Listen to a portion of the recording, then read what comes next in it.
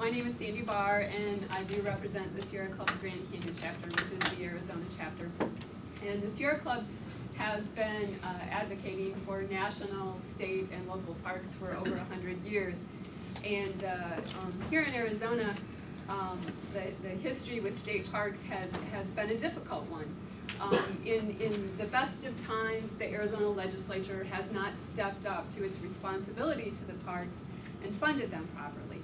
The passage of the 1990 Heritage Fund came about primarily because the legislature had not adequately funded parks.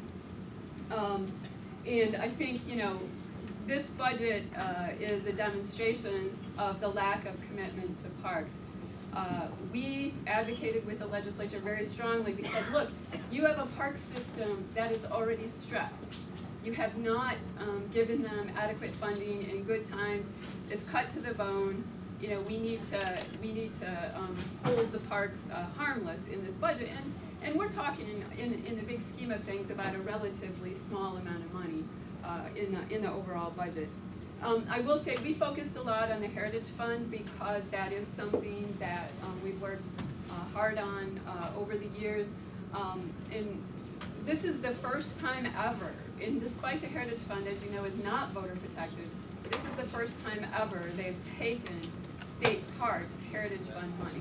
They did hit Game and Fish previously, but this is the first time ever. And I think it's really a sad commentary. I would like to be able to say, close a few parks and that'll show them. But frankly, I don't think they care. And the people who will suffer are the people who live in these local communities where the parks are an important part of their economy, is an important part of our history. And as you talked about, places like Kamalavi are just critical to protecting those resources. Without the parks protection, I'm really concerned about what will happen to the resources. So I guess what I would say is do what a previous speaker suggested and don't accept this. And if you have to, take it directly to the people. Personally, I think the only way we will ever see our park system functioning the way it should is through a voter-approved measure. I cannot support you going after those Growing Smarter dollars, which are voter-approved. I think those dollars are for protecting important state trust lands. We should not rob Peter to pay Paul. It was very hard to get those. And I think it's what happened to the Heritage Fund, what happens to SLIF time after time after time, is a demonstration of how important the Voter Protection Act is. If we don't stand up and say what is important to us, I think we're going to just see more of this. And so I guess I just urge the Parks Board, and I know it's hard. I mean, this is an agency of the governor, and the governor, instead of stepping up and showing leadership and saying we need to really protect our parks, she put more cuts on the table at the last minute. So, and I know I can say that, I know you all can, I know they can, but I do think this is something that we need to take to the people. I think people care about those parks. I grew up a family with limited income. The state parks were critical. Those are the places that you can go with your family. We shouldn't be raising the fees so families can't go.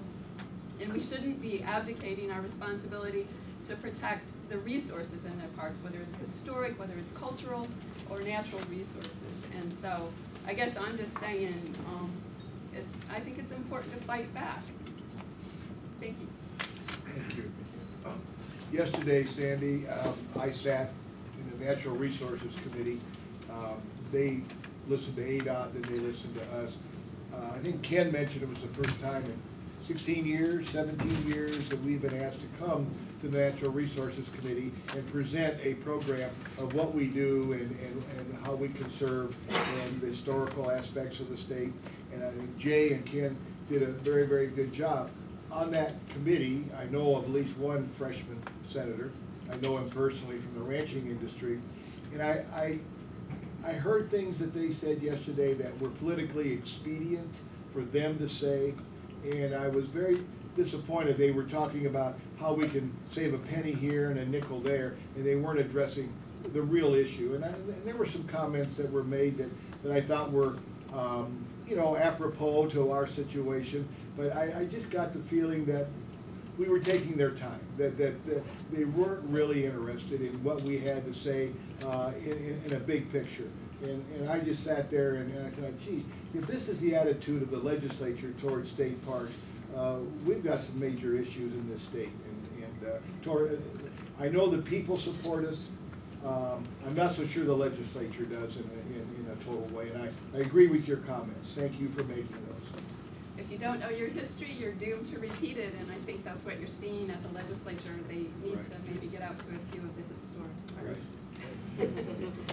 Yeah, Sandy, Mark has a question for you. Sandy, obviously you've got a long history and a lot of experience in working with the legislature in this situation. You know, terrible times, everybody's howling. You know, we had marches on the Capitol last week. And you say, take it to the people. Do you have something, I mean, something concrete that we can do? Because I myself have gone over, and you're lucky if you can get 5 minutes of these folks' time, and like Reese says, I'm not sure they're really listening. But saying doing something and then actually doing it are two different things, and I think at this point, if you've got thoughts on what we can actually do to make a difference, and you've fought the battles before, I think that would be good, because I think if anybody's naively thinking, well, we'll just go sit down with our legislature and they'll stop this, that ain't gonna happen.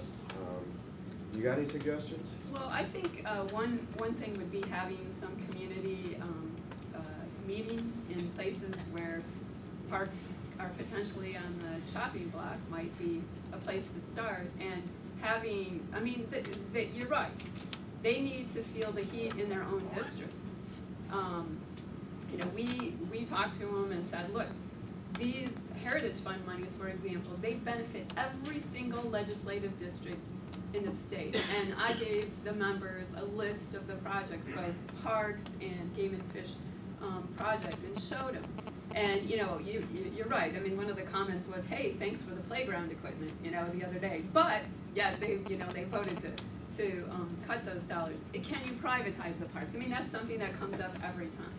You know, and as Jay pointed out, you know, they didn't make a lot of money off Tonto Natural Bridge, you know, but it's just the coolest state park, you know, and we want to keep it. But I think, you know, when I say take it directly to people, that means, you know, you have to go out and go around the legislature to some degree. And personally, I think for the future, we need to look at a citizen initiative. I know that's not a popular thing to say, but I think we need to look at a citizen initiative for parks. That's, you know, I mean, you have to bang your head against the wall only so many times before you figure out you have to look at a different approach. And I know that doesn't solve the short term, but, you know, let's look at, you know, the license fee. And by the way, I'm all for out-of-state people paying more for the park. I just thought I'd throw that in there. But you have to find an easy way to administer it, otherwise it costs you more money than you gain. But I mean, looking at some creative ways where there's an ongoing dedicated fund, you know, because, you know, they are not going to do it with the general fund. I mean, that's pretty clear. Mr. Chairman.